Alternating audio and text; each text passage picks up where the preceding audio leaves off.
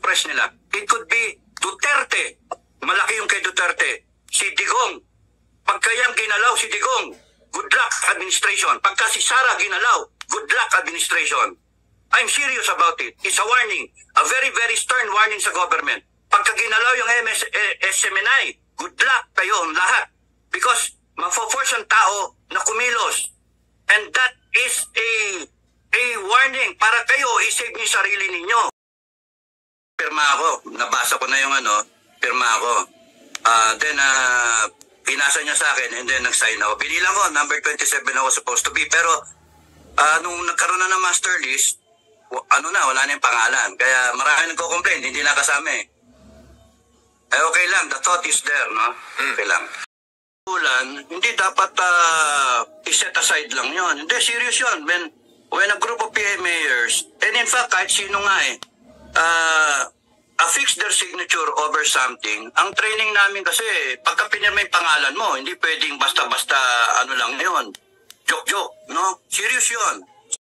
Yan na pinag-uusapan, pagka future ng Pilipinas at lalong-lalo na pagka mamamayang Pilipino na ang pinag-uusapan, yung pagkaseryosohan to, we really stand for it. Peace talks, okay, yung exploratory talks, is a stupid thing to do. Sorry for it's stupid. Ang dapat, ang usapan, ibaba lahat ng armas, unconditional surrender, and then tsaka tayo mag-usap. Mga politicians ba lumaban sila? Lumaban ba sila? Namatayan ba sila? Ng kamag-anak, namatayan ba sila ng kanilang mga kaklase? Yung mga best friend mo? Best friend ko, ilan yung namatay? Resolution number 10 na yan. Dapat yun. Explain sa tao. Tama ba yan o mali? Tanong lang yung tao. Tapos nun, kaya kami nagalit. Nagtatanong yung tao. Masama bang itanong yung 1.8 billion na yon? Tama lang, sagutin yun. Nung sinagot, lalo nagkaroon ng maraming tanong. 39 million, tapos biglang naging, bakit binadget ng ganon? People now encouraging a junta, a military junta, encouraging the military to take over na magkaroon tayo ng junta. I want you to address our grievances. May question sa pera, sagutin ninyo. Congress, Senate, sagutin nyo yung pera. May question sa pamamalakad ng presidente. Mr. President, binoto kita. Sagutin mo yung query ng mga tao, magpakita ka. They are looking for a leader. They deserve a leader. Uniform to uniform, bakit tayo magpapatayan dahil sa mga politiko na yan? Hindi. Ang taas. Ang problema, yung nawala yung pasensya ng tao, yung past, nagkaroon ng standard yung tao. So, ubos yung pasensya pero may standard na iniwan ang Duterte in terms of how to run the government. Iyon ang hinahanap ng mga tao. BBM administration, iyon ang hinahanap. Now, if you start attacking Duterte, wala. You will go down. Yun ang problem. If you do not understand what the Filipino is thinking, how the Filipino feel, and you will continue to suppress the Filipino people, good luck sa inyo. That's why we have to save the government. The people. The power comes from the people. The people can take away that power. Yung tao, huwag na tayo magbayad ng taxes kasi ayaw nila explain kung paano ginagastos yung pere. Nag-certificate by liquidation by certification. Pwede na yung pirma nila kasi honorable naman sila. Honorable. So wala nang resibo. Yun ang kinagagaling ng tao. Nandun na yung tao ngayon. So, suppress nila. It could be Duterte. Malaki yung kay Duterte. Si Digong. Pagka yan ginalaw si Digong, good luck administration. Pagka si Sara ginalaw, good luck administration. I'm serious about it. It's a warning. A very, very stern warning sa government. Pagka ginalaw yung SMNI, good luck kayo lahat. Because mafo-force ang tao na kumilos. And that is a warning para kayo isave niyo sarili ninyo. It could be vloggers, i-suppress nila. It could be Duterte. Malaki yung kay Duterte. Si Digong. Pagka yan ginalaw si Digong, good luck administration. Pagka si Sara ginalaw, good luck administration. I'm serious about it. It's a warning. A very, very stern warning sa government. Pagka ginalaw yung SMNI, good luck kayo lahat. Because mafo-force ang tao na kumilos. And that is warning para kayo isave yung sarili ninyo. Administration. Hi guys, magandang araw po sa inyong lahat. Ito pong muli ang inyong lingkod, si DIY KKB Informative. At matutunghayan po natin ngayon yung interview sa isang PMAers. Ito po graduate ng PMA nung last 1983. So, siya po isang captain at isang scout ranger. Mabigat ang kanyang tungkulin bilang scout ranger. So nadistino rin to sa Mindanao at nakikipaglaban sa mga rebelding grupo. So maraming eksperyensya to. At ngayon, retirado na siya. Ito po ang ating butihing retired captain Clemente Cadado Enrique. So magaling to guys. So, talagang ito'y maraming alam. Even sa military, syempre, militar siya eh. At sa mga damdamin ng mga mamamayang Pilipino, lalo na sa mga maliit na mamamayang Pilipino dito sa ating bansang Pilipinas. So, alam na alam niya ang damdamin ng bawat isang Pilipino. Na kung magkakaroon ng kumbaga mga hinaing, alam niya ito. Kasi siya ay nanungkulan bilang isang military at nakikipag-usap din to sa ating mamayang Pilipino. So, yun nga guys. So, again, ito po ang ating PMA graduate ng 1983, class 1983. So, siya po ay isang, again, scout ranger. At siya po ay in-interview ng SMNI. Yung ating butihing dalawang anchor dito sa SMNI. So, tunghayan po natin guys, kasi marami siyang sinambit dito na kumbaga makukuha natin ng aral. Hindi lang tayong mga mamayang Pilipino, pati na yung ating mga opisyalis ng gobyerno. So, wag na po natin patagalin, pero bago po tayo magsapol guys, ay nagpapasalamat muna po ako sa aking mga viewers at lalong-lalo na po sa aking mga subscribers na patuloy na nagtitiwala at sumusuporta sa ating YouTube channel, DIY KKB Informative. So, simulan na po natin guys. At sit back and relax. Medyo mahaba-haba po to. Ang ganda po ng interview sa kanya guys. Promise, makinig po tayo. Ang ganda-ganda po. Siguro, makakaubos kayo ng mga 2 chichirya, 3 chichirya dito sa panunod na to. So, just sit back and relax guys. Napakaganda po nito. Promise po. Eto na po.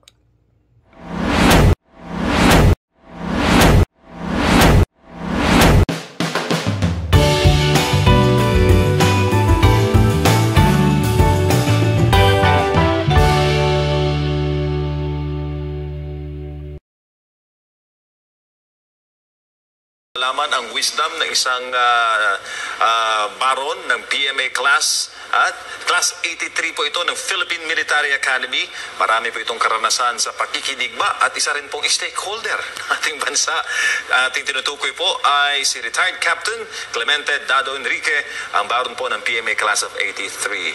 Kapitan, sir, good evening. Merry Christmas. Si MJ po ito at si Edmar sa SMNA Nightline News.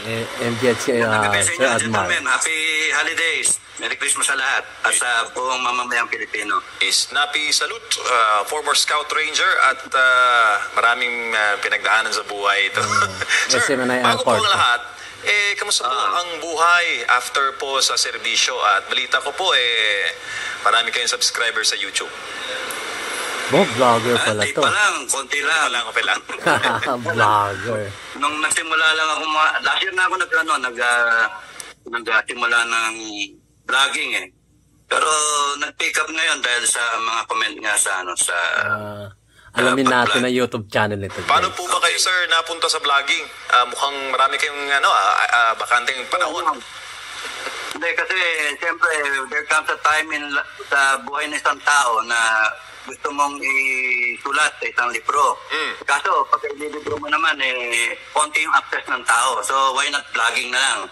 So binlog ko yung buhay ko Parts of it, no, hindi na yung kasama yung mga chicks. Tayo yun dyan. So, mga eh, lang hindi post natin. nakasama, Komentahin natin, makakayahin eh. guys. Kundi, ano lang, yung mga simula bat. Yun, guys, ano pala to? Captain na, Scout Ranger pa, PMA graduate 1983, at vlogger na ngayon. Nakakatuwa naman. Kumbaga, siguro, wala na tong gaanong ginagawa sa buhay, kundi makinig o kumbaga, ini-enjoy na lang niya yung kanyang retirement sa pagiging military. So, nakakatuwa naman po. Nakakatuwang meron tayong kasamang vlogger na galing sa PMA at isang Scout Ranger at isang retired captain. Si ating magiting na sundalo na si Clemente Cadado Enrique. So, tuloy po natin. Medyo nasiyahan lang po ako eh. Eto. Hanggang buhay kadete, buhay military. You can all see that sa mga vlogs. There are Galing. over 400 na nga yata eh. Tapos may part doon na sinasagot ko yung mga questions ng mga subscribers. That's why ang tawag ko doon doon sa leg na yon, community survivors community vlog. Sir, bago So, po. Opo, sir, go ahead. may recently po, napanood ko yung isang episode na pinupuna po ninyo yung pagka-contempt ni Naka Eric at Dr. Lorraine Badoy. Simula na. Kakibat po niyan, meron pong manifesto of support ang mga former mga PMAer, no? Isa po ba kayo sa pumirma doon, sir? Oo, nag-indicate ako. Makikita niyo sa Facebook ko. Tuwan-tuwa ako nung kinausap ko si General, si Danny Menes, 77. Sabi ko, sir, pirma ako. Nabasa ko na yung pirma ako.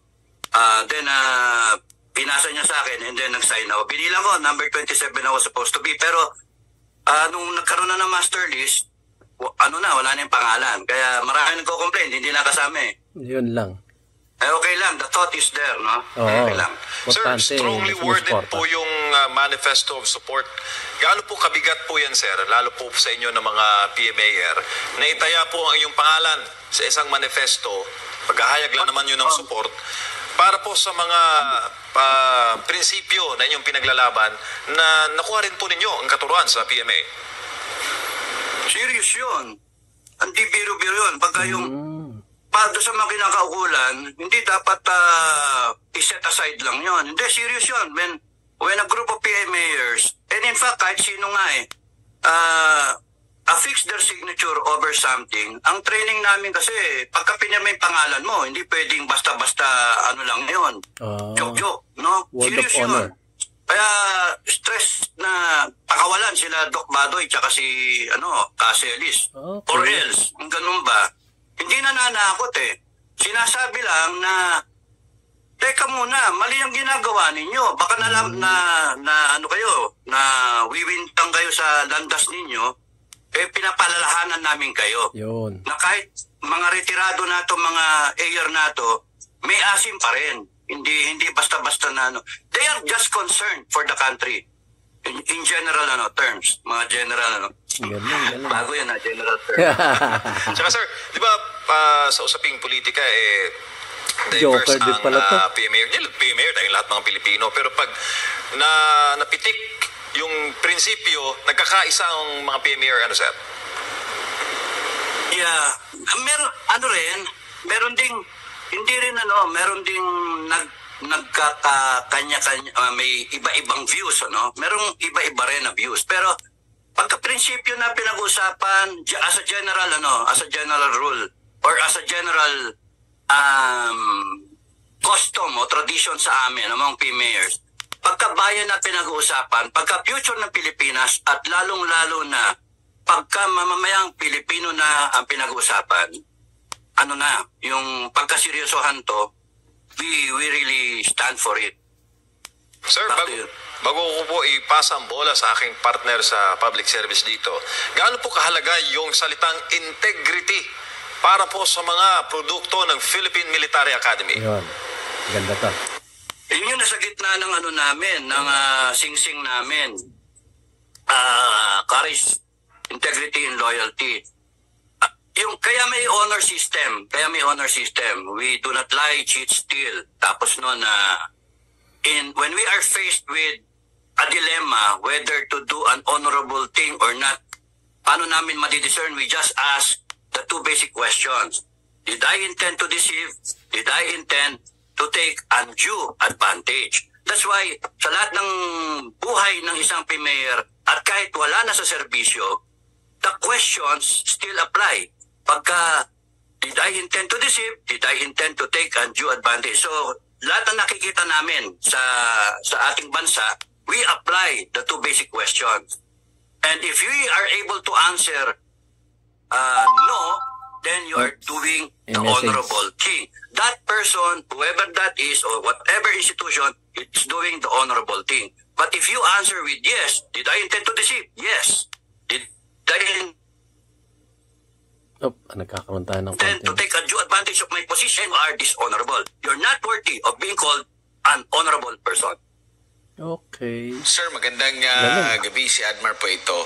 Ano naman po ang masasabi nyo pag sasabihin na nasa militar lang kayo, kumbaga pag ibang issue ang pinag-uusapan, dapat kumbaga parang hindi kayo magiging involved doon, sunod lang kayo sa kung ano man ang utos ng pinaka-pinuno o pinaka-commander-in-chief. Meron ba yung hangganan or halimbawa din pag hindi na nasa active duty, retired na, paano nyo maipapabatid sa taong bayan na hindi rin pwede i-neglect ang inyo pong mga pananaw considering yung mga opisyal natin, once na naging opisyal sa militar o saan man, ng mga uniformadong asosasyon o grupo, ay hindi rin pwede isang tabi yung kanilang mga pananaw sa mga ganap sa ating bansa. Ang mahirap yung tanong mo eh. Actually, kita kailangan yung armed forces natin hindi na mamolitika. Pero sinumpaan yung konstitusyon kasi ng lahat ng sundalo, active retired, sinumpaan yan at na-incorporate yan sa sistema namin, sa puso. We know it by heart. Kaya ang ano dyan, we follow the chain of command. Yun yung guideline namin. Always follow the chain of command. From the lowest to the president, the commander-in-chief.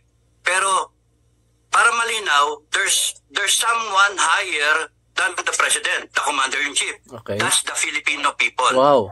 Yun yung mahalaga. Yung kasundaluhan natin ay dapat protector ng taong bayan. Komenta natin. Ang ganda na sinabi niya, guys. Imagine niyo, simula dun sa pinakamababa, chain of command.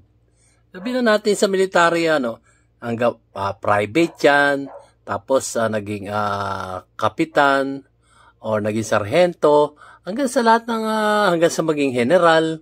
Siyempre, yung mga military, meron siyang ang pinakamataas na chain of command sa military ay ang chief of yung ang presidente.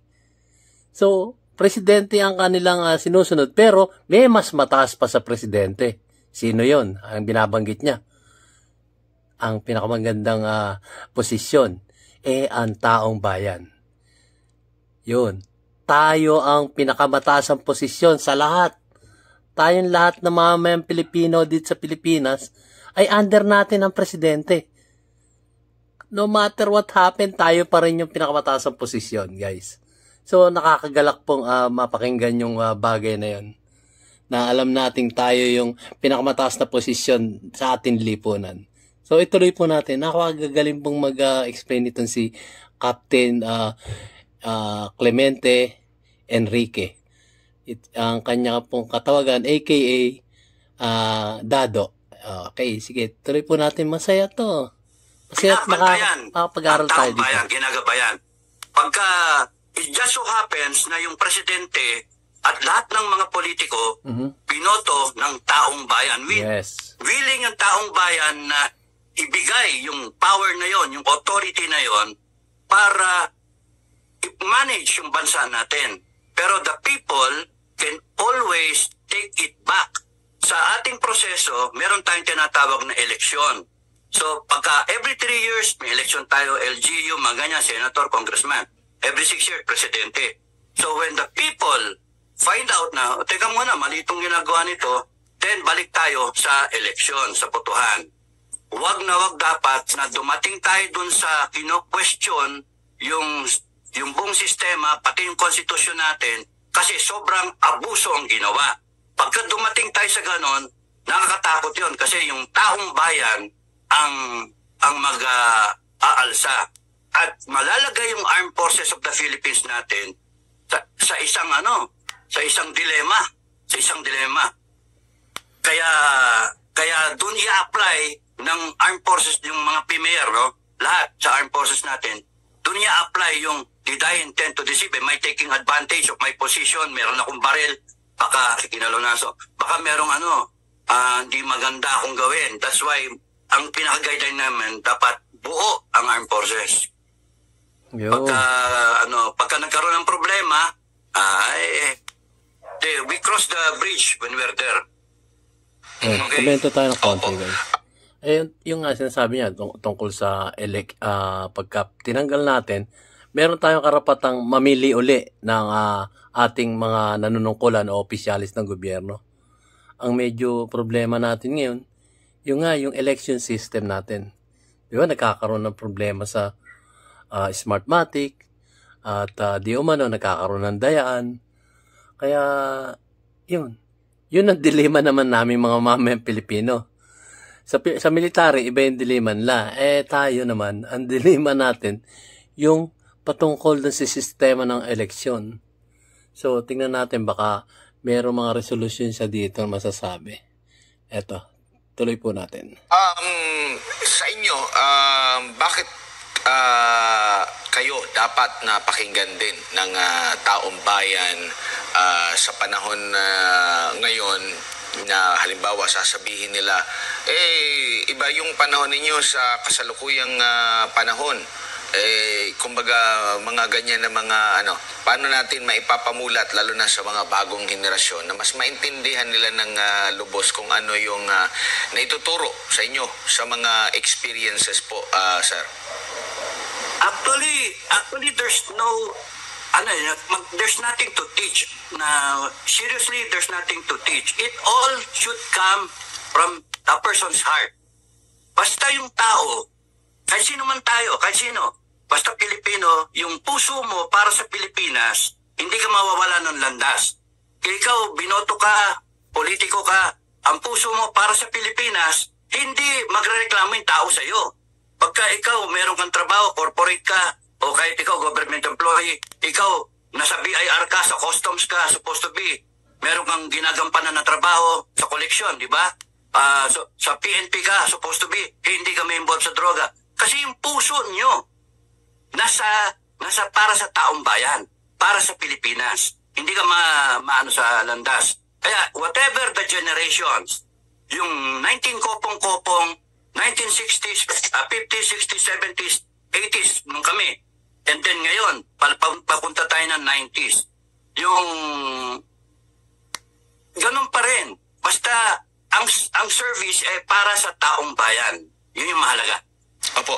Sir, dito po tayo sa tinatawag na exploratory talks. Hindi ko alam kung ayaw yata nila na tawagin na peace talks. O ano ang kaibahan ng exploratory talks sa peace talks? Sa inyo pong pananaw, bilang kayo po ay manasay na rin sa ilang lugar na nabanggit nyo nga kanina bago tayo umere, na-assign din kayo sa Mindanao, sa bahagi ng Davao region, at alam naman natin ano ang mga experiences siguro ninyo sa pakikipaglaban sa insurgency po. May tuturing bang pwedeng magbago ang itong mga matagal na nating kinakausap ng gobyerno, itong CPP, NPA, NDF. Umabot na po sa 5 dekada ang kanilang pakikibaka, record holder nga kung may tuturing nga ito na pinakamahabang insurgency sa buong mundo. tingin mo may pagbabago pa sa kanila or estilo parte ng kanilang hakbangin ang mga ganap at ngayon nauulit na naman at nabubuksan na naman itong issue na ito ngayon? There is a saying, I understand where the president and all these congressmen are coming from.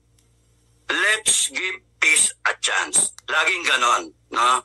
Pero ako, paninindigan ko, we have come to a point na from 25,000 armed regulars, panahon pa nila Cory Ramos, and then is now down to 1,800, I think that's the figure, 1,800 regulars. At marami na sumuko by the thousands.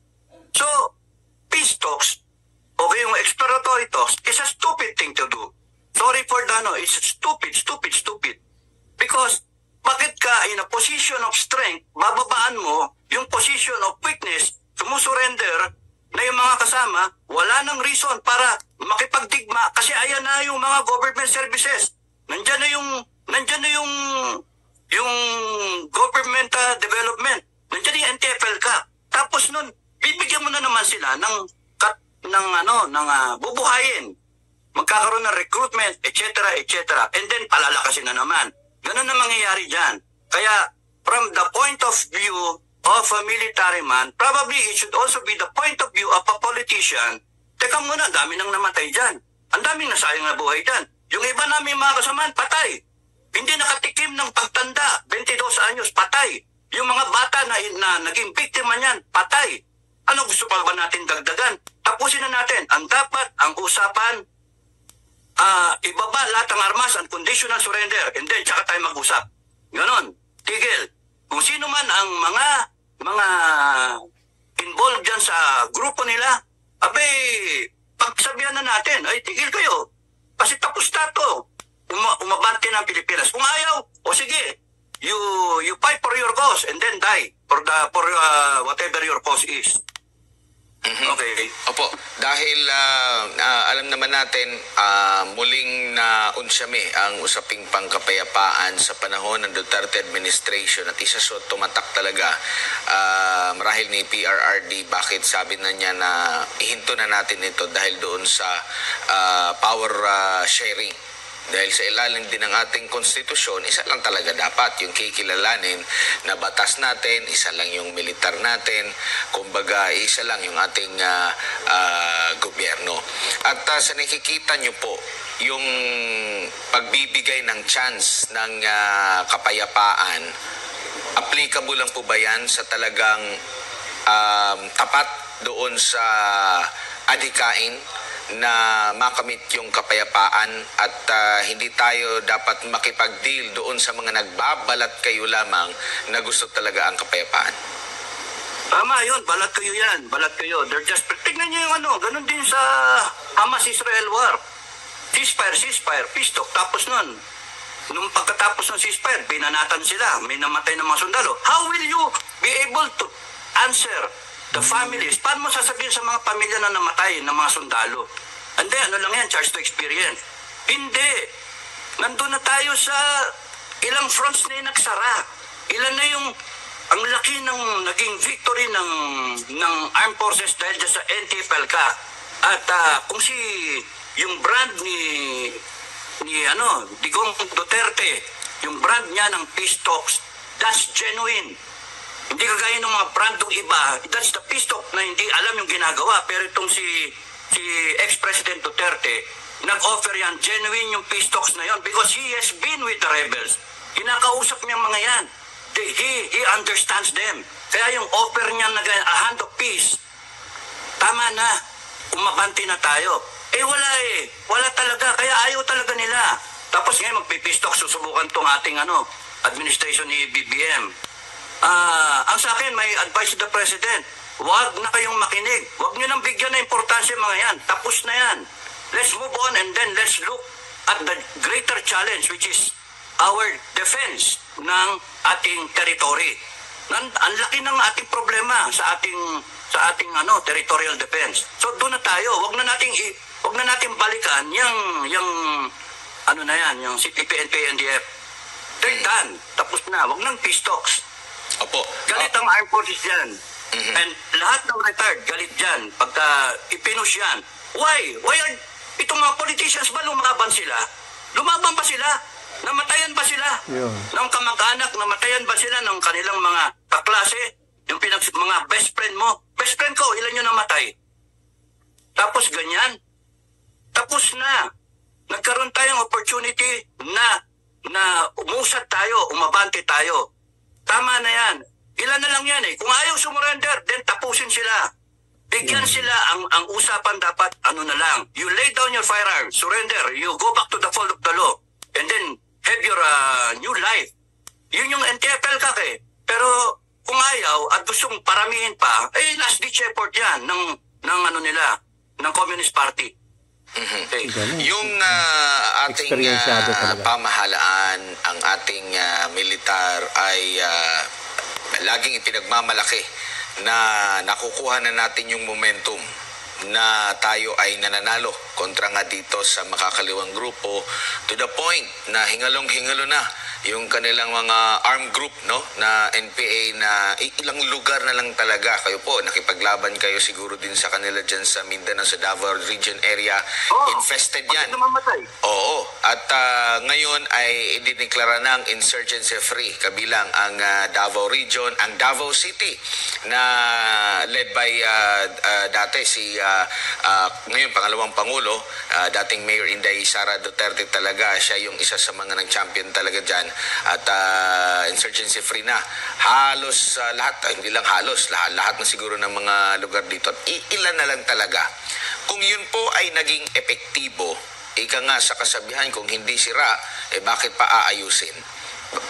Yun nga, bakit pa ayusin kung wala namang sira talaga at umabot tayo sa puntong ganito. Kung epektibo naman yung ginagawa natin, lalo na dito sa NTF-ELCAC na ito, na libo-libo ang mga nagbagong buhay. Kung nakipag-peace talks man tayo locally, kasi doon talaga nakakausap natin at nagiging epektibo, bakit pa natin babaguhin ang isang hakbang na nakikita na natin, nakikita mismo nila na nandun na yung momentum at nananalo na tayo.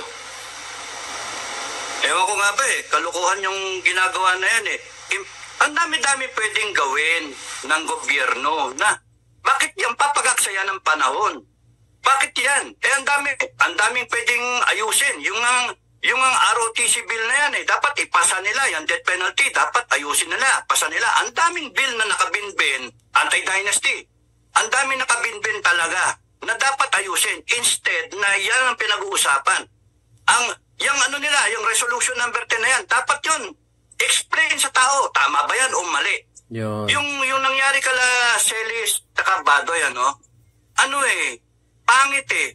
Nagtatanong lang yung tao. Tapos nun, kaya kami nagalit. Nagtatanong yung tao, masama bang itanong yung 1.8 billion na yon? Tama lang, sagutin yun. Nung sinagot, lalo nagkaroon ng maraming tanong, 39 million, tapos biglang naging,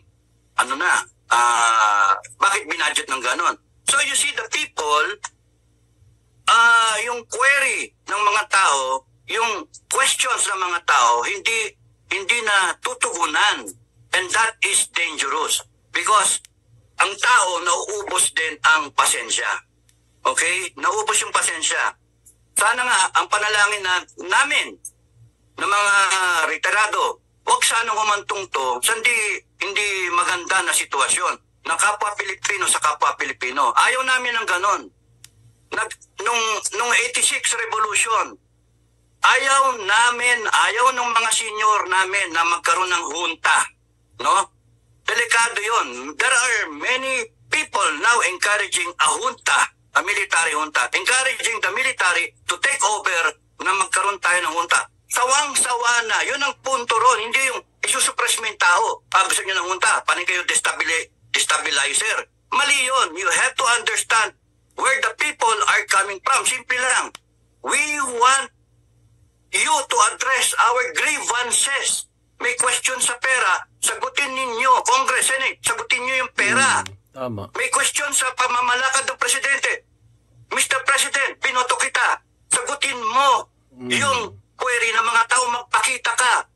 They are looking for a leader. they deserve a leader. 31 million bumoto sa'yo, ang laki na expectation. Ang problem doon, ang handicap ng administration, if I may say so, 1986, from there on, hanggang ng panahon ni Pinoy, ang habang panahon, ang haba ng pasensya ng Pilipino. Nung naisip ng militar, nagkamali tayo doon, bakit natin binigay sa sa civilian? Kasi civilian authority over the military. So, nagkamali tayo doon. At kaya ano nangyari? Sunod-sunod yung kudeta. Sunod-sunod. And then yung bloody no 89, ayaw na ng military kasi tayo uniform to uniform. Bakit tayo magpapatayan dahil sa mga politiko na yan? Hindi.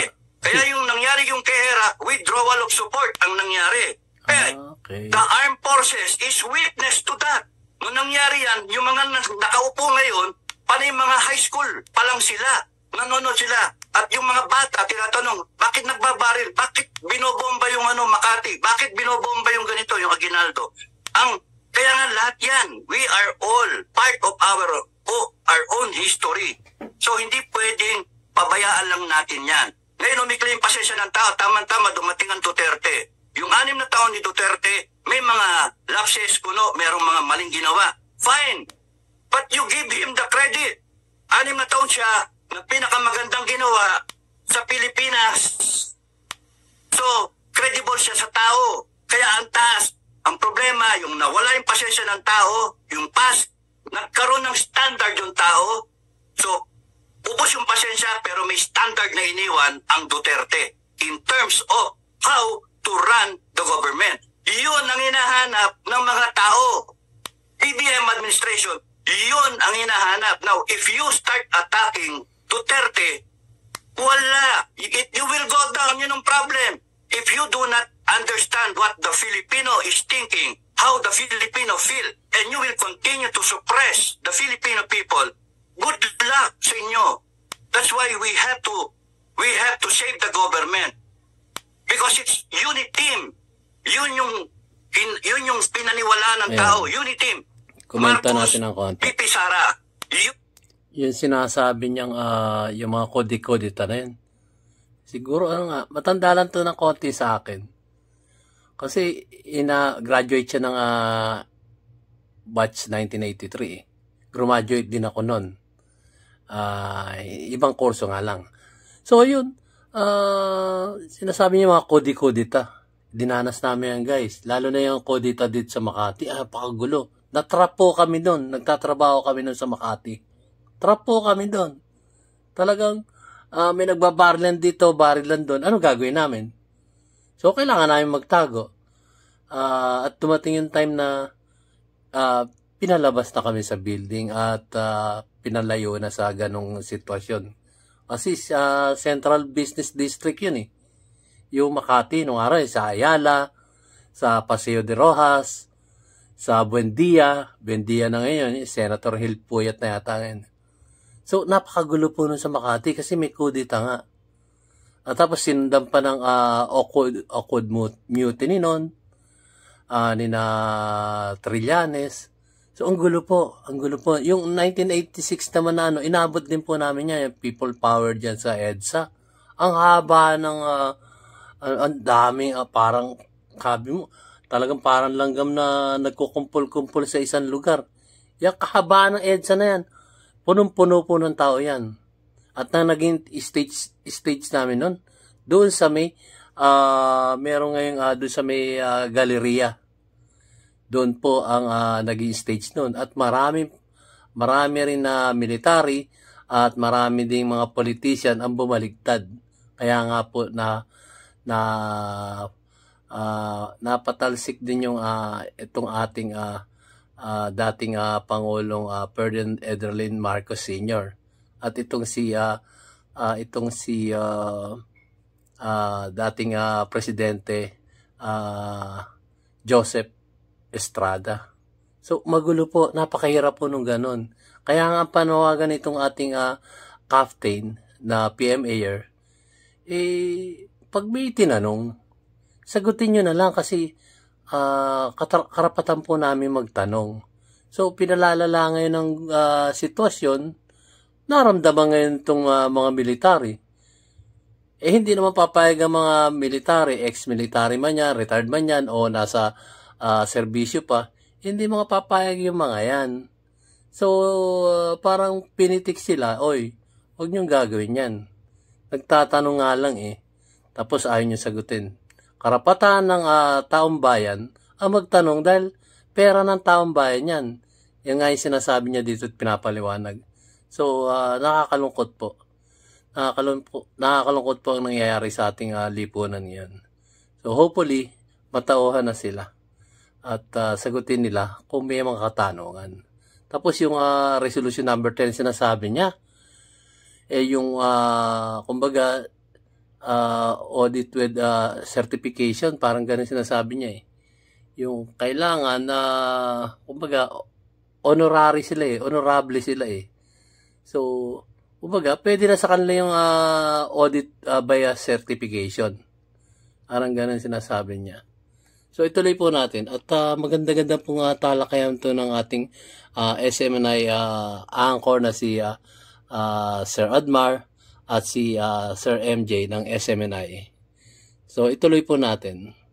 Dapat. Kaya dapat ang presidente magsalita siya na yung Duterte wag niyong pakikialaman. Yung ICC tigil yan. Yung CPP-NPA tigil yan. Yung mga impeachment na sinasabi, yung SMNI, isa pa yan. Yung kayo na mawawalan kayo ng franchise. Pagka kayo pinersu yan ng gobyerno, mag-aalburuto yung mga tao, ang dami nanonood na tao sa inyo. Hindi ako nagpa-plug ng advertisement, Joke lang. Opo, sir. Opo, Sir Marcoleta. Saan ba nanggagaling? Saan bang nanggagaling ang kapangyarihan na binibigay sa mga public official, sa mga militar? Baka nakakalimutan nila kung ano ang role ng taong bayan. Mabuti yan, tinanong mo, no? Mabuti tinanong mo yan. Doon sa huli kong vlog, 2 huling vlog, sinasabi ko yan. Yung Constitution natin, 1935, 1973, 1987, kahit ilang palit yan. Ang laging bungad niyan is preamble. People of the Philippines, ang preamble, doon kinukuha yung spirito ng ating konstitusyon. Kaya we, the sovereign Filipino people, noong una we, the Filipino people, 1935. Pero noong 1973, Marcos Constitution, we, the sovereign Filipino people, imploring the aid of divine providence. Pinamemorize yan nung high school kami. Yan ay nabutan namin ng mga matatanda na. Pero yung 1987 Constitution, we, the sovereign Filipino people, imploring the aid of God Almighty. Now, kung titignan ninyo yung Constitution, doon humuhugot ng lakas yung Constitution. Doon humahugot ng spirit, yung ideals ng Filipino, yung vision ng Pilipino, yung aspirations ng Pilipino, nandoon sa Constitution. People of the Philippines, we, the sovereign Filipino people, ito yung God Almighty. Humihingi tayo ng guidance sa God Almighty. Pinakamataas ang guide, God Almighty. Nire-recognize natin yon. Followed by the Filipino people. Nasaan yung presidente? Nasaan yung vice? Nasaan yung senator? Congressman? LGU? Nandito kayo lahat sa ilalim. Because pinoto kayo ng taong bayan. Ginawa kayong alter ego ng taong bayan. The power emanates from the people. Kaya dapat yung government, whoever you are, ikaw pinaka-clerk, janitor, o kaya ikaw ay paluting na naka-secretary, presidente, whatever, kinakailangan you serve the people. The power comes from the people. The people can take away that power. Sa proseso natin, we wait for election or through people's initiative. Yun yung ano ko. Sir, Kapitan, nabanggit niyo po kanina na somebody is higher than the Philippine President. At tayo yon, stakeholder, mga botante, tayong lahat po ng mga Pilipino. Ngayon po, nabanggit niyo po sa inyo pong mga vlog, yung katagang People's Defiance. Paano po ito papasok, sir, sa dynamics po ng politika na nangyayari ngayon sa Pilipinas? Kasama vlogger doon. Nakakatakot yan kasi nangyari yan nung panahon ni Marcos na senior. Pinapanood namin yan, problema namin, nasa armed forces kami. Ayaw namin yung orderan kami ng gobyerno na upakan itong mga tao. Nung nagkaroon ng people power, ayaw naming orderan kami na upakan itong mga tao. Nagrarally lang yung tao. In-express nila yung kanilang freedom of expression. Ayaw na nila sa gobyerno. Nag-define na sila. Nung before the people power, first, nagkaroon ng people's awareness. Yung kwento-kwento, ganyan-ganyan, chismis-chismis, share-share ng mga information. Ay, alam mo ba, si ganito, si ganon. So, nag-build up, nag-snowball. Hanggang sa aware na yung tao. When you have people who are aware, lalo na ngayon, it's very dangerous because merong social media. Ang daling malaman ng mga chismis. Meron pang mga puting ahas na sinasabi ng iba, no? Kay Tapos Barney nun, kayan. madaling makwento kasi merong mga loopholes, hindi naman ironclad yung security ng ating bansa. Magsalita lang ang isang katulong, isang house help, salita ang isang masahista o isang nagugupit ng buhok, isang nagsasaya ng sapatos, isang hardinero. Kakalat na yan. PSG magsalita, kakalat yan. And then, ayun na, mapipick up na. So, ang hirap nung ganon. Na pagka nagkaroon ng awareness, susunod na yung indignation, galit ng tao, may anger na. Mas mag-elevate yan sa defiance. Pagka nagsabi yung tao, huwag na tayo magbayad ng taxes kasi ay nil-explain kung paano ginagastos yung pere. Nag-certificate by liquidation by certification. Pwede na yung pirma nila kasi honorable naman sila, honorable. So wala nang resibo. Yun ang kinagagaling ng tao. Nandun na yung tao ngayon. So, wala na nag-explain. Wala nag-explain. What do you expect? Tapos ang sabihin nyo, ikulong si Celis, kulong si Badoy, saray yung SMNI. Anong klaseng sagot yun? Kaya dadating yung tao, hindi na-address. Mangyayari yan, magagalit ang tao. And then marirealize ng tao, teka muna, bakit ba tayo nagkakaroon ng eleksyon? Bakit every time nagkakaroon tayo eleksyon? 3 years, 6 years? Bakit hanggang barangay nga meron? Because you are waiting, people of the Philippines, we are waiting, we have to tally yung boto ng bawat isa.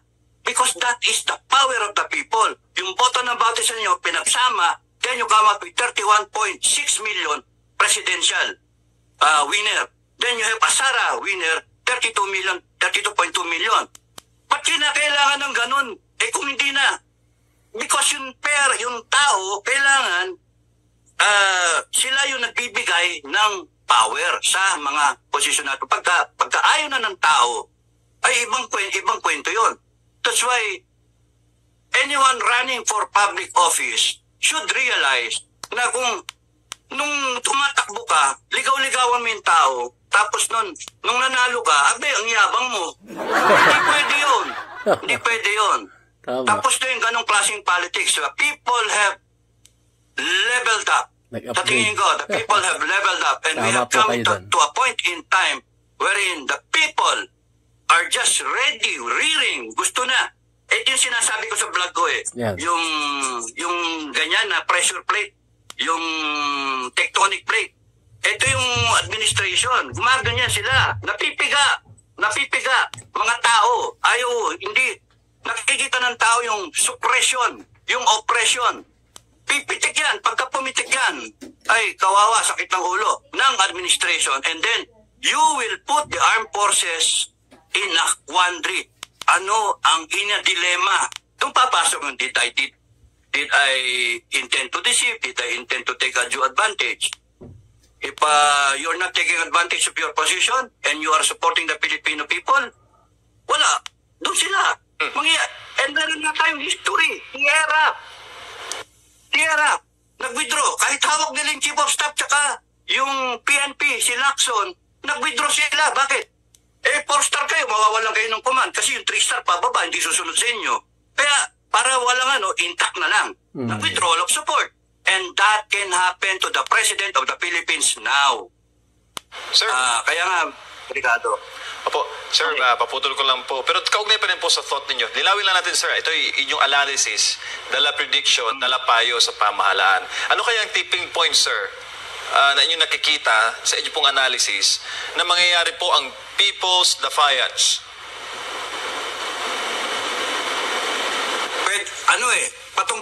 Ang hirap sagutin nun, patong-patong. It could be one moment. It could be another Celis. It could be another Celis, another Badoy, another citizen, or groups of people, isuppress nila. It could be vloggers, isuppress nila. It could be Duterte. Malaki yung kay Duterte. Si Digong.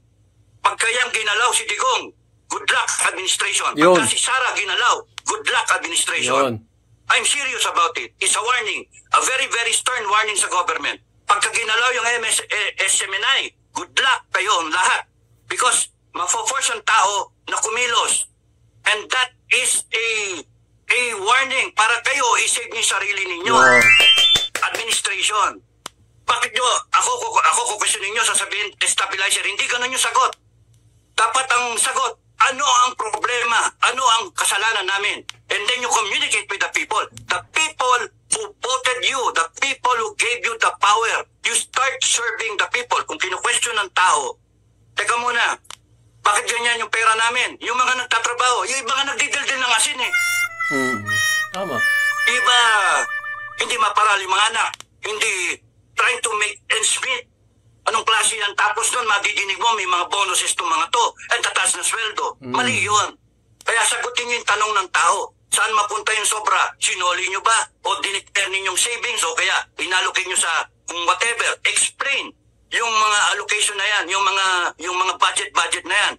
Bakit mga iba magbabudget ang higpit ninyo sa mga resibo? Bakit yung kayo, honorable? Anong pagkakaiba? Honorable din itong mga sundalo, honorable din itong mga government employee. Ba't kayo lang may monopoly o being honorable? Hindi. Yan. Yung kahit 5 yan, kahit 1 milyon yan o bilyon yan, isa lang ang proseso. Huwag kayong pumayag, huwag kayong magpa-pressure sa budget. Something's wrong, kaya dapat ayusin yan. Ngayon, kung hindi ayusin, sorry. Yun. Yun ang mangyayari natin. Opo. Komento po natin. Dito naman. Yung sinasabi, yung budget kasi, guys, kagaya nun, yung kanilang mga sweldo, yung mga retired, kukuhanan pa ng porsyento. Diba? Kukuhanan pa ng, hindi natin mani yung terminology, basta may kukunin silang porsyento dun sa mga pensioners, lalo na sa ating military, mga uniform personnel, militar at mga polis, kukuhanan pa nila. Kasi, merong, di naman ganun nangyayari na na yung sweldo nila, binabawasan pa. Para saan? Para daw, di umano, ganito, mahirap yun binawasan pa. Tapos, ang hinainga nitong isang ating retired military personnel, sila nga sa Kongreso.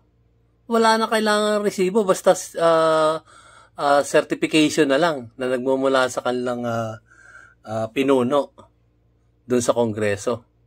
Okay na sa kanila. Tapos sa mga bonuses, sinasabi niya, di umano, talagang milyon-milyon. So, bakit ganon? Mag-explain sana sila. Kagaya nun, yung sinasabi niyang hindi lang niya mabanggit ng gusto merong budget na itinanong ang ating itong ating brother ka Eric Celis na 1.8 billion. So, yung travel expenses na nagastos. Ang sagot ngayon ng Kongreso is 39.7 million lang ang naging travel expenses nila. Disyembre na ngayon. So, nabalitaan pa natin na ang totoong kanilang GAA is 2.2 billion 60 million, something like that. So, siyempre, tatanong ng taong bayan, sa kanila nang galing yung words na yun, nasaan napunta yung more than 2 billion pa? Ngayon, nababalitaan natin, di umano, gagawin nilang savings, kung mga ganon, o i-distribute nila doon sa mga mas nangangailangan, Disyembre na. Paano nila gagawin yun? Parang, ganito lang yung guys Parang may similarity to doon sa ibinigay ng ating presidente, doon sa vice presidente na 125 million para sa intelligence fund o whatever. Tapos, yun ang sinita nila nung budget hearing. Paano mo tinanong nga nitong sa ating si Senator Risa Hontiveros, paano mo magagastos yun?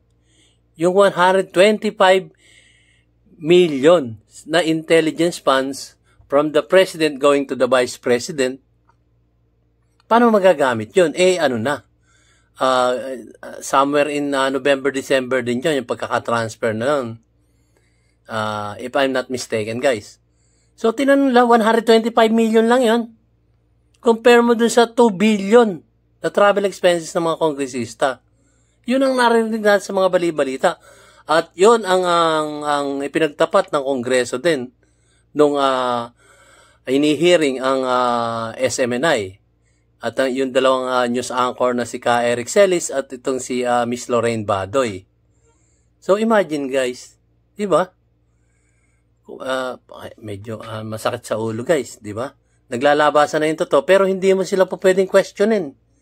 Kasi honorary raw sila eh. Di umano, sabi nga ng ating retired captain na si Sir Clemente Enrique na isang Scout Ranger ng Armed Forces of the Philippines. So, nakakalungkot po guys.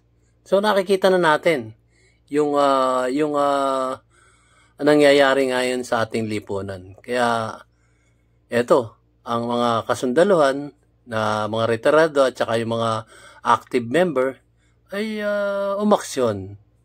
Umaksyon kasi serve the people sila. Yun din ang kanilang tungkulin bilang isang military man.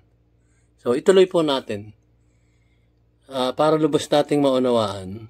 Po tayo sa isa sa mga umuugong muli ang pagbuhay ng pagbabago ng ating konstitusyon. Una po, ano po ang inyo pong opinion ukol dito? Napapanahon na ba ang pagbabago ng ating konstitusyon? At kung pabor kayo na baguhin yung ating konstitusyon, ano ang nakikita mo na dapat baguhin? Pwede ba tayong bumalik doon sa mga dati na nating konstitusyon na nakasanay natin? Or walang problema sa ating konstitusyon, ipagpatuloy lang ito, ang problema ay nandoon sa mga public officials na nagpapatupad nitong ating konstitusyon.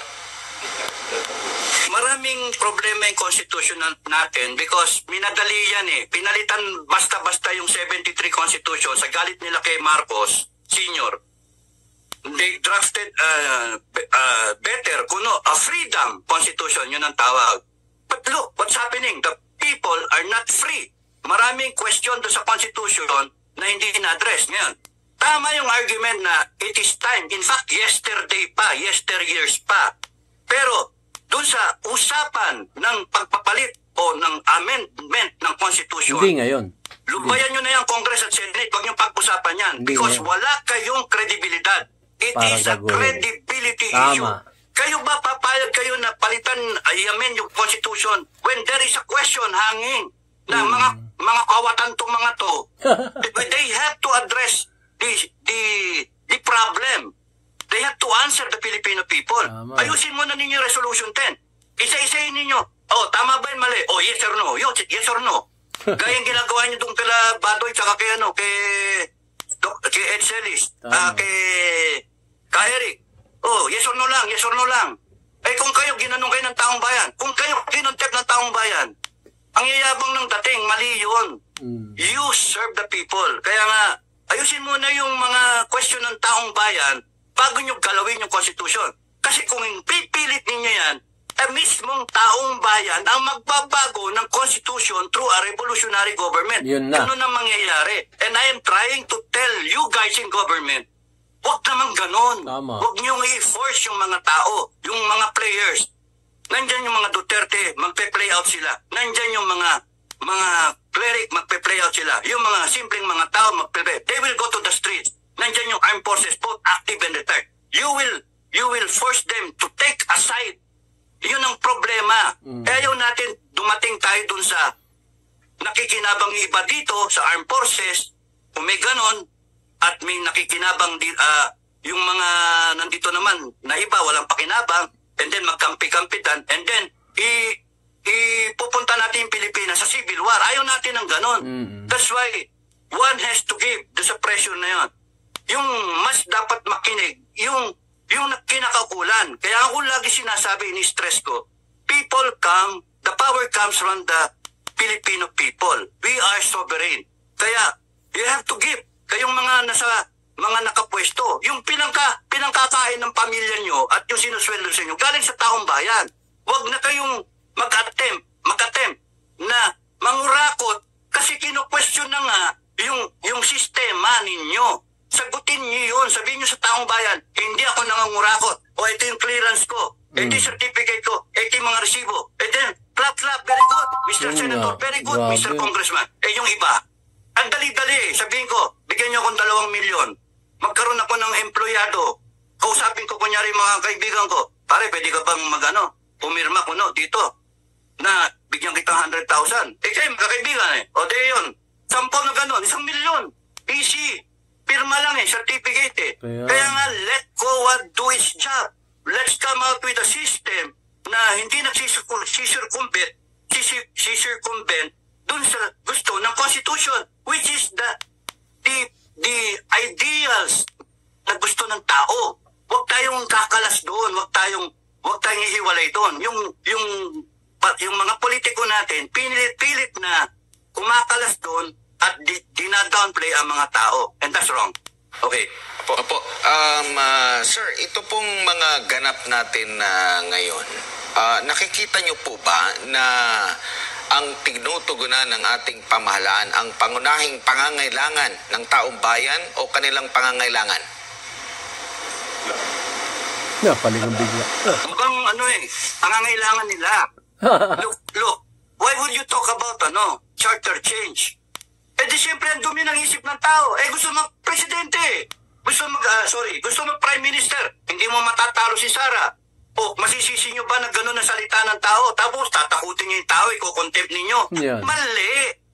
Dapat ipakita ninyo, hindi na naintindihan yung tao at hindi kayo lulusot. Labanan nyo yung susunod na sa eleksyon. Labanan nyo si Sara. Ibig sabihin, mag-perform kayo ng maganda. Ngayon, kung hindi nyo kayang talunin si VP Sara na aminado siya yung next contender, huwag nyo sirahan. Huwag nyo sirahan. Tapos ang gawin ninyo, you perform better. Maybe it's not your time now. You wait. Mahaba yung pila ng pagiging presidente. Sir, nakikita niyo rin po ba kasi maraming mga plano din na ngayon at sinasabi nga parang sa budget ata ng 2024 parang kalahating trilyon ata doon ay intended para sa kalahating trilyon kasi 500 billion pesos ay intended para sa ayuda. Nakikita nyo na itong style na palagi ang nagbibigay ng ayuda. Alam natin walang masama sa pagbibigay ng ayuda lalo na sa yung labis na nangangailangan talaga ng immediate. Pero parang alam mo yung parang pamimili ng simpatya. Nakukuha pa ba ang taong bayan sa mga ganyan, sir? Sa tingin mo sa panahon ngayon na sabi mo nga ay nag-level up na ang taong bayan ngayon at hindi na bulag lalo na rin sa pag-usad ng ating teknolohiya na ibibigay din nila yung kanilang mga komento. Dati wala talagang kumbaga platform ang taong bayan, no? Ang nakakapagsalita lang kung sino yung nasa radyo, nasa TV, nasa print media, mga kolumnista, sila lang yung nakakapag-voice out talaga ng kanilang mga opinion. Ngayon, may kalayaan na yung taong bayan lalo na sa mga nasa social media pera lang sa mga trolls talaga na iba naman yung kanilang layunin po. Pero nakikita niyo po ba din na ito sir na yung kaisipan ng taong bayan hindi na noon na madali tayong mauto sa pabigay-bigay lang kasi at the end of the day hindi lang naman pabigay-bigay lang ang kailangan siguro ng taong bayan. Ang kailangan ng taong bayan ay tapat na serbisyo. Yung binibigay na ayuda, nauubos yun. Yung tapat na serbisyo, yung pagmamahal sa taong bayan, pagmamahal sa Pilipinas, hindi nauubos yun, natatandaan yun. Tinetreasure yun ng taong bayan. Kaya hindi mo na makukuha ang tao sa bilihan o kaya legalized na vote buying. Actually, it's legalized vote buying magbabiyuta ka, gusto mo, tandaan ka, may utang na loob ako dyan. They are playing with the age-old trait ng Pilipino na utang na loob. Yun. No? Isa pa yun, utang na loob. Nandun ako. Utang na loob, isingit ko. Bakit mo bibirahin ang presidente? Mr. President, ewan ko lang, sorry Mr. President. BBM, binoto kita. BBM Sara Tandem, binoto ko kayo. Bakit mo bibirahin? Bakit mo i-allow na birahin ang presidente ng Pilipinas? Yan ang nagpumayag sa dami ng presidente duman mula Cory Ramos, and then si Erap, na walang magawa. Close kay Marcos yun. Tapos nung si GMA siyam na taon, and then si Pinoy. Walang nagawa ipalibing si Marcos Sr. na nandoon ang tagal-tagal na sa wax na lang dun sa Ilocos. And then here comes sa Duterte na pumayag siya na ipalibing yan. Utang na loob. And then babanatan nyo ng ICC. Ay nako, kahit nga kahit hindi pinalibing yung tatay, isipin mo na lang na here is a president. Why will you destroy the president? It's better to spend your time uplifting your performance as president at par with the previous president. Dapat ganun. O kaya surpass him. Tapos si Sara Duterte, kinuha mong katandem mo, vice president, binoto ka nga ng tao Yung tandem ninyo, unity team. Nasaan yung unity team? Nasaan? Kaya nga, ako, on myself, I'm so frustrated. Many guys probably are frustrated, no? Lahat tayo. Pero, okay, sige, ako, sinasabi ko yung depekto ninyo. Huwag kayo makinig. Fine. You are self-destructing. It's just a matter of time. It's either you heed to the call of the people na huwag mong kalabanin ng Duterte, huwag mong kalabanin yung alis ng Duterte, you go for the unity team. You do not go for the rebels. You do not do things that are not necessary. Your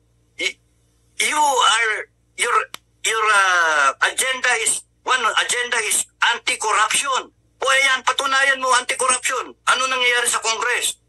Sa budget. And then wala. It's just a matter of time. Kung hindi mo sinundan yan, you will not reach 2028 because the people will be so fed up. Yun ang nakakatakot. Yun yung danger. Ano natin? Komento natin saglit. Ayaw kong tumayo tayo doon. Umabot tayo sa ganong sitwasyon. That's why, one has to give. Dali the BBM administration in its desire. Sana yung post. Ayan, guys. Diba? Ang linaw-linaw na sinabi niya. Wag naman sana mangyari. Baka hindi raw siya umabot ng 2028. Which is malaking posibilidad dahil nga sa mga ganitong nangyayari. Una-una, bawal ka na magtanong. Pangalawa, pag nagtanong ka, mako-contempt ka pa. Tapos, pangatlo, yung pera ng taong bayan, certification lang.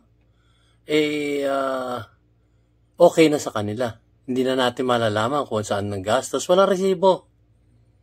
Yun ang sinasabi niya rito. At nakikita naman natin yung mga nangyayari. Kaya nakakalungkot po. So, hindi talaga mawala yun. Tapos, babaguhin pa yung konstitusyon. Sino makikinabang? Sila din.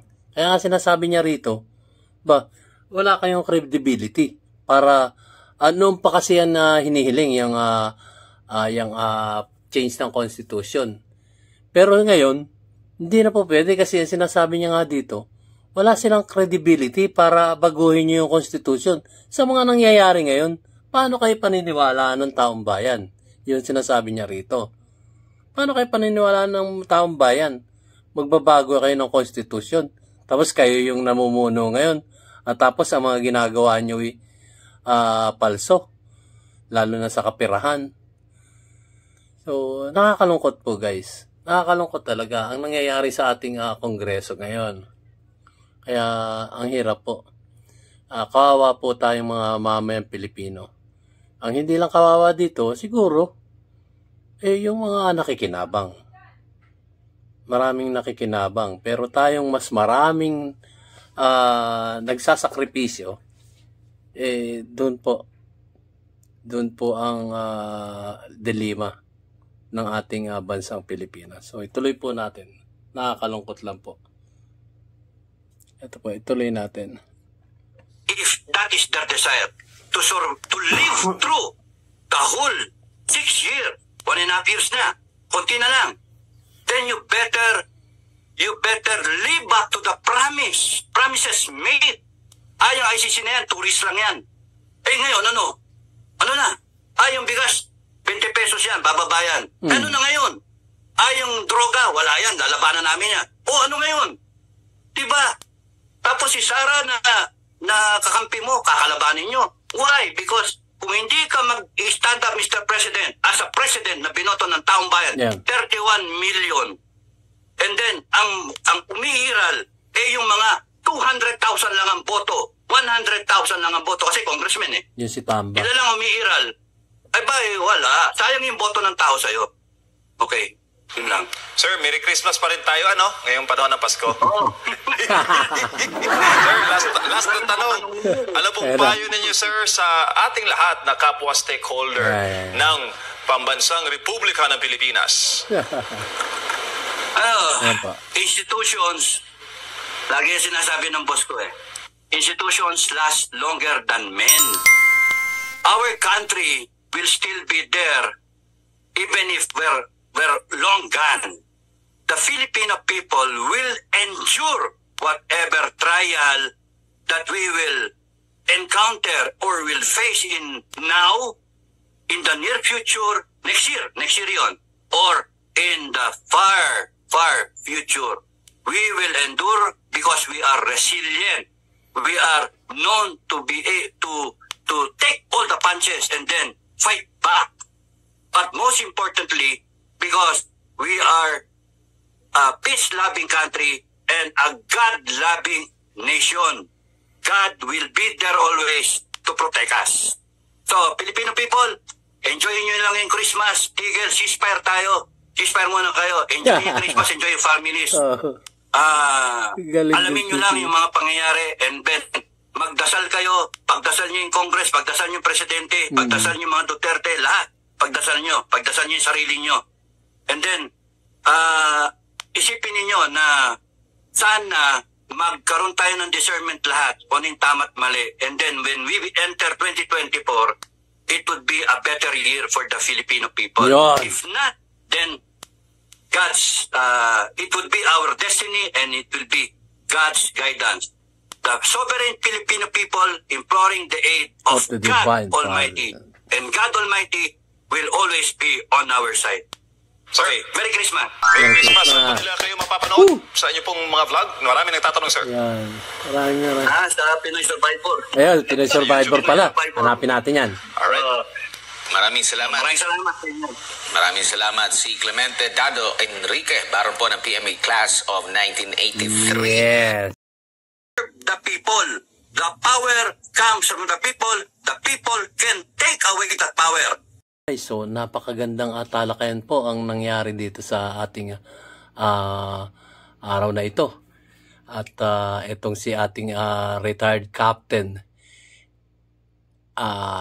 Clemente Enrique ay graduate ng Philippine Military Academy at isang scout ranger.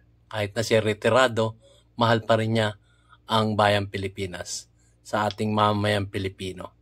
Nagsisilbi pa rin siya at nakikita niya yung mga mali ng ating gobyerno. Siya ay tumitindig. Hindi lang siya tumitindig, marami po sila na inaaruga at inaalagaan ang bawat isang mamayang Pilipino dito sa Pilipinas. Napakaganda po. Napakaganda talaga. So, naway meron kayong napulot na aral dito sa mga sinambit niya sa pamamagitan ng SMNI na sa pamumuno ni Sir Admar at ni Sir MJ ng SMNI, sa pamumuno rin ng ating butihing Pastor Apollo Siki Buloy ng Kingdom of Jesus Christ. So maraming salamat po sa inyo lahat at sa aking mga viewers at mga subscriber. Maraming salamat po sa pagsuporta sa aking YouTube channel, DIY KKB Informative. At sinasabi ni DIY KKB, babaguhin ko ang aking statement. Merry Christmas po. At a Happy New Year to all. Thank you po guys. See you on my next vlog guys. Maraming salamat po. Ang taas. Ang problema, yung nawala yung pasensya ng tao, yung past, nagkaroon ng standard yung tao. So, ubos yung pasensya pero may standard na iniwan ang Duterte in terms of how to run the government. Iyon ang hinahanap ng mga tao. BBM administration, iyon ang hinahanap. Now, if you start attacking Duterte, wala. You will go down, yun ang problem. If you do not understand what the Filipino is thinking, how the Filipino feel, and you will continue to suppress the Filipino people, good luck sa inyo. That's why we have to save the government.